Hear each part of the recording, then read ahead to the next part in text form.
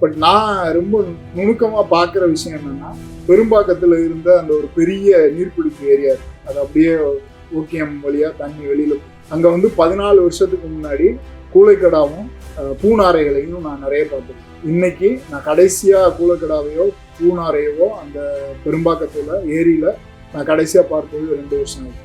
But நான் ரொம்ப நுணுக்கமா பார்க்குற விஷயம் என்னன்னா, பெரும்பாக்கத்துல இருந்த அந்த ஒரு பெரிய நீர்பிடிப்பு ஏரியா இருக்கு. அது அப்படியே ஓகேஎம் வழியா தண்ணி வெளியில அங்க வந்து 14 வருஷத்துக்கு முன்னாடி கூளைக்கடாவும் பூநாரைகளையும் நான் நிறைய பார்த்துருக்கேன். இன்னைக்கு நான் கடைசியா கூளைக்கடாவையோ பூநாரையவோ அந்த பெரும்பாக்கத்துல ஏரியில நான் கடைசியா பார்த்தது 2 வருஷம் ஆகுது. முதல்ல நன்றி பாரதி புத்தாலயம், புக்ஸ் ஃபார் சில்ட்ரன், அப்புறம் தோழர் நாகராஜ் தோழருக்கு. ஏன்னா நான் எழுத ஆரம்பிச்சதுக்கு வெகு சில பேர் தான் காரணம். முதல்ல அண்ணன் பாலபாரதி, அப்புறம் பிரபாகர் தோழர், அப்புறமா தோழர் நாகராஜ். நான் வந்து ஏதாவது 100 தடவை கரெக்ஷன் சொன்னாலும் அதை பண்ண சொல்லுவார். அப்புறம் காலத்தி, இந்த புத்தகத்தை வடிவமைச்ச காலத்தி வந்து என்னோட மொத்த புத்தகத்துல பாதிக்கு மேல காலத்தி வடிவமைச்சேன். ஸோ அவர்களுக்கெல்லாம் நன்றி.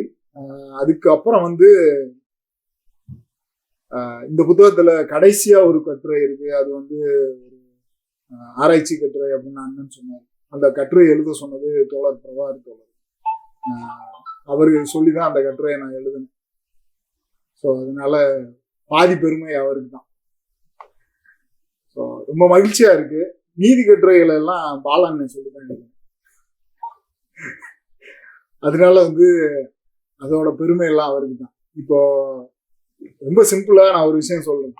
தனி மனிதனா என்னால ஒரு புத்தகத்தை எழுத முடியல. மனிதன்கிறவன் வந்து எப்பவும் சமூக விலங்கு. அவன் நிறைய பேரோட சேர்ந்துதான் இயங்க முடியும். இந்த ஒரு 120 பக்க புத்தகத்தை எழுதுறதுக்கு பாலாண்ண மாதிரி ஒருத்தர் எனக்கு சொல்ல வேண்டியது இருக்கு. பிரபாகர் தோழர் மாதிரி ஒருத்தர் ஊக்குவிக்க வேண்டியது இருக்கு. தோழர் மாதிரி நாகராஜ் தோழர் மாதிரி காலத்தி தோழர் மாதிரி பல பேருடைய உழைப்பு சேர்ந்துதான் அந்த புத்தகம் ஆகுது. இது மாதிரிதான் சுற்றுச்சூழலும். சுற்றுச்சூழலை ஒரு மனிதன் தனி மனிதனா காப்பாத்துறதுங்கிறது வந்து சூப்பர் ஹீரோவை எதிர்பார்க்கிற மனநிலை. அது நடக்காது. நம்ம தான் பண்ண முடியும். இது ஒரு பக்கம். இந்த சுற்றுச்சூழலை பொறுத்த வரைக்கும் எனக்கு என்ன உணர்றேன் அப்படின்னா, நான் வந்து மேடவாக்கத்துல இருக்கேன். என்னோட வீட்டை சுத்தி பெரும் வயல் பரப்பு இருந்தது. நான் அந்த வீட்டுக்கு போகும்போது 10 வருஷத்துக்கு முன்னாடி, 14 வருஷத்துக்கு முன்னாடி. இன்னைக்கு அங்க எந்த வயல் பரப்பும் இல்லை. அது சகஜம்தான். பட் நான் ரொம்ப நுணுக்கமா பார்க்குற விஷயம் என்னன்னா, பெரும்பாக்கத்துல இருந்த அந்த ஒரு பெரிய நீர்பிடிப்பு ஏரியா இருக்கு. அது அப்படியே ஓகேஎம் வழியா தண்ணி வெளியில போகும். அங்க வந்து 14 வருஷத்துக்கு முன்னாடி கூளைக்கடாவும் பூநாரைகளையும் நான் நிறைய பார்த்துருக்கேன். இன்னைக்கு நான் கடைசியா கூளைக்கடாவையோ பூநாரையவோ அந்த பெரும்பாக்கத்துல ஏரியில நான் கடைசியா பார்த்தது 2 வருஷம் ஆகுது. இது ஒரு பக்கம். இது உயிரினங்கள் வந்து நம்மளை விட்டு விலகி போகுது அல்லது இல்லாமல் போகுதுங்கிறது ஒரு பக்கம். எங்க ஏரியாவோட தண்ணி நான் முதல் முறையா போகும்போது அதை ஃபில்டர் பண்றதுக்கு நிறுவனங்கள் கொடுக்குற எந்திரங்கள் போதுமானதா இருந்தது. 300 அந்த மாதிரி இருந்தது அந்த உள்ள இருக்கிற நச்சு பொருள். இன்னைக்கு வந்து எங்க ஏரியாவுக்கு எந்த நிறுவனமும் தண்ணீர் சுத்திகரிக்கிற அந்த அந்த பாக்ஸை விற்க மாட்டாங்க. ஏன்னா போட்டா 2 நாள் கூட தாங்க. ஸோ 14 வருஷத்துல நாங்க நிலத்தடி நீரை கெடுத்துட்டோம். நானும் சேர்த்துதான் கெடுத்திருக்கோம். உயிரினங்கள் வாழ முடியாத சூழலை உருவாக்கியிருக்கோம் எங்க ஏரியாவுக்கு பக்கத்திலேயே. இது எல்லாம் போக நான் அந்த செடிகளை பார்த்துட்டே இருக்கேன். இந்த செடிகள் எங்க ஏரியாவில் என்னெல்லாம் இருக்கு, நிறைய செடிகள் காணாம போயிடுச்சு. முக்கியமா எங்க ஏரியா முழுக்க வெள்ளெருக்குன்னு சொல்ல போற ஒரு வகையான எருக்கு இருக்கு. அந்த எருக்கு முற்றிலும் இப்ப இல்லை. அது இல்லவே இல்லை. அதுக்கப்புறம் தொட்டாச்சு நீங்க வந்து எங்க ஏரியா ஃபுல்லா இருந்தது. அது இப்ப மிக குறைவா இருக்கு. இதெல்லாம் வந்து இயற்கை நமக்கு சொல்றது. நான் ஒன்னொன்னா ரிமூவ் பண்ணிக்கிட்டு இருக்கேன். கடைசியா ஒன்னே தான் ரிமூவ் பண்ணுவேன். ஏன்னா நீ தான் வந்து கடைசியா 6 அறிவு கொண்ட விலங்கு. இதெல்லாம் இல்லைன்னா நீ இருக்க மாட்டேங்கிறது தான் அது சொல்ற விஷயம். அதே மாதிரி மேடவாக்கம் ஏரின்னு ஒண்ணு இருக்கு. அது பக்கத்துலதான் என் வீடு.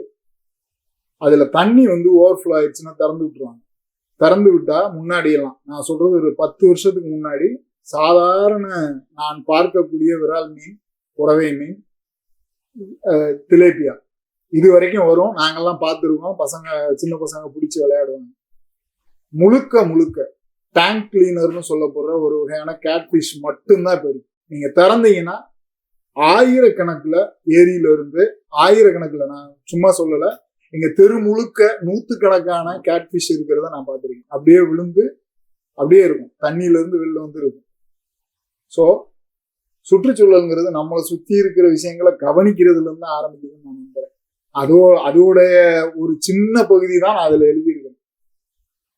ஸோ நம்மளால என்ன முடியும், நம்மளால என்ன மாற்றிக்கொள்ள முடியும், தனி மனிதனா, அதே சமயம் குழுவா, ஒரு நாடா என்ன பண்ண முடியும்.